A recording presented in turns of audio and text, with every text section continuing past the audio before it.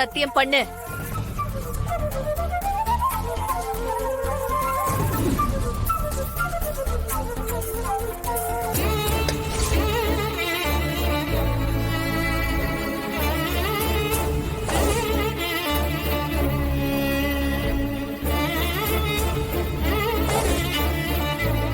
சத்தியம், என்னால இந்த கல்யாணத்துல எந்த பிரச்சனையும் வராது.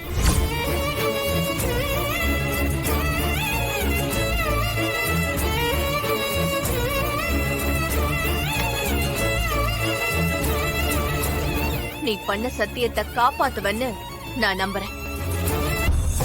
ஸ்ரீஜா,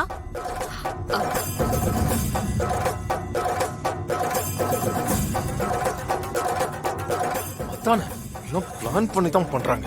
இசை கேட்க மாட்டான்னு சொன்னியே, சத்தியம் பண்ணிட்டான். போதுமா?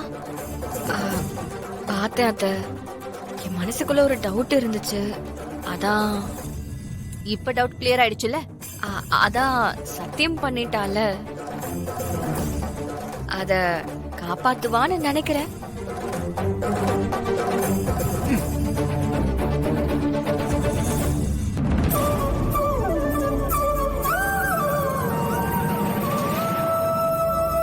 பரத்,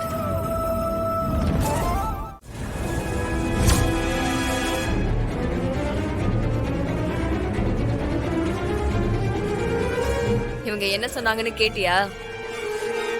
கேட்டேன் மேடம். அப்போ நான் சரியா நடிக்கிறேன் அப்படிதானே? இப்ப வரைக்கும் நீ அசோக் இல்லங்கிறது சந்தேகம் வரலனா நீ சரியாதான் நடிக்கிற. இப்படியே யார்கிட்டயும் மாட்டிக்காம நடி, அது போதும். இத சொல்லதான் நான் உன்னை கூப்பிட்டேன்.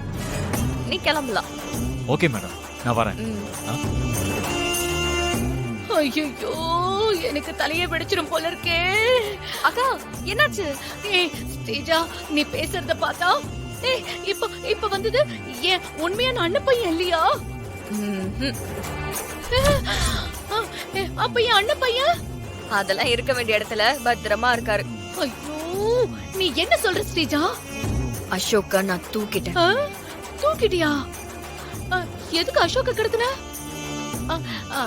அது சரி, அசோக் இங்க வருவான்னு முதல்ல உனக்கு எப்படி தெரியும்?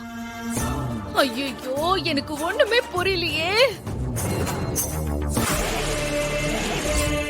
அசோக் எப்ப வருவான், அவனை எப்ப பாப்பேன்னு ஒரே ஃபீலிங்கா இருக்குங்க.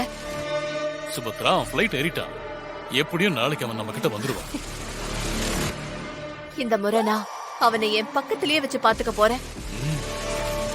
அசோக் வந்ததும் நம்ம வர்ஷினிக்கும் அசோக்குக்கும் கல்யாணத்தை பண்ணி வச்சிடலான்னு நினைக்கிறேன். நீங்க என்னங்க சொல்றீங்க? இது நல்ல யோசனை சுபத்ரா. அசோக் வர்ஷினி கல்யாணம் மட்டும் நடந்துட்டா இது வரைக்கும் நடந்த குழப்பம் எல்லாம் செட்டில் ஆயிடும். நமக்கும் வர்ஷினி நம்ம வீட்டுக்கே வந்து சந்தோஷம் இருக்கும் இல்லையா? ஆமாங்க. ஓ, பையனை பாக்குறதுக்கு முன்னாடியே என் அண்ணனும் அண்ணியும் வர்ஷினிக்கும் அசோக்குக்கும் கல்யாணம் பண்ணணும்னு பிளான் பண்ணிட்டாங்க போல இருக்கு. நான் அத்தையோட இந்த முடிவை கேட்டதும் தான் நான் அசோக்கையே ரெடி பண்ண. இல்லன்னு வைங்க, நிஜமான அசோக் கிட்ட ராகவும் வர்ஷினியும் அவங்களோட காதல் கதைய சொல்லி இந்த கல்யாணத்தையே நிறுத்திடுவாங்க. உண்மையான அசோக்க நம்ம கண்ட்ரோல் பண்ண முடியுமா? முடியாதுல. சோ வர ஆளு நம்ம ஆளா இருக்கிறது தான் வசதி. அதனால உண்மையான அசோக்க தூக்கிட்டு இவனை இங்க வர வச்சேன். சூப்பர் ஸ்ரீஜா, பிரமாதமா பண்ணிட்டு. ஆனா இப்போ ஒருவேளை இந்த அசோக் உண்மையான வெள்ளம் தெரிஞ்சிட்டா என்ன பண்றது?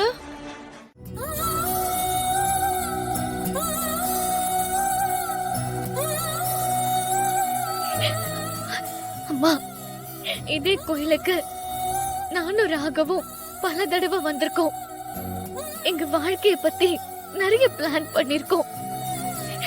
எத்தனை குழந்தைங்க பிறக்கணும், எப்படி எங்க லைஃப லீட் பண்ணி கொண்டு போகணும்னு நிறைய பேசிருக்கோம். எனக்கு அதே கோயில்ல என்ன மன்னிச்சிருமா, எனக்கு வேற வழி தெரியல. என்னால ராகவ இடத்துல வேற யாரையும் யோசிக்கவே முடியல. அதே நேரம் அத்தை கிட்ட எனக்கு இந்த கல்யாணம் வேண்டான்னு சொல்லவும் முடியல. எனக்கு இந்த சித்திரவதை போதும்.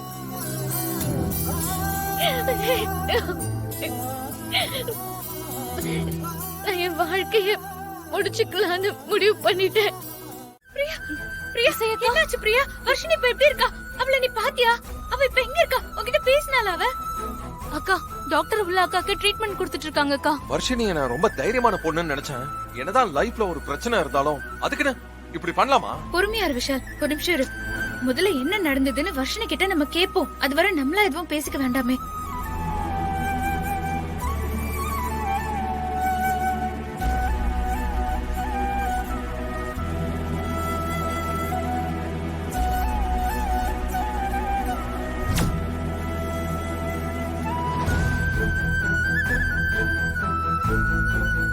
சரி சரி இசை, வர்ஷினிக்கு எதுவும் ஆகாது சரியா? நீ எதுவும் பயப்படாத, தைரியமா இரு. ம்?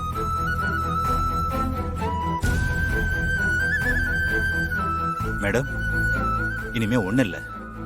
You are perfectly all right. Okay. இசை, டாக்டர், டாக்டர் வர்ஷினி இப்ப எப்படி இருக்கா? ட்ரீட்மெண்ட் கொடுத்தாச்சு. She is out of danger now. இனிமே பயப்பட தேவையில்ல. பட் இருந்தாலும் கொஞ்சம் கவனமா பாத்துக்கோங்க. டாக்டர், நாங்க வர்ஷினிய பார்க்கலாமா? யாராவது ஒருத்தர் மட்டும் போய் பாருங்க. ரொம்ப you, டிஸ்டர்ப் பண்ண இசை, வேண்டாம். நீ போ, போய் பாரு. சரி.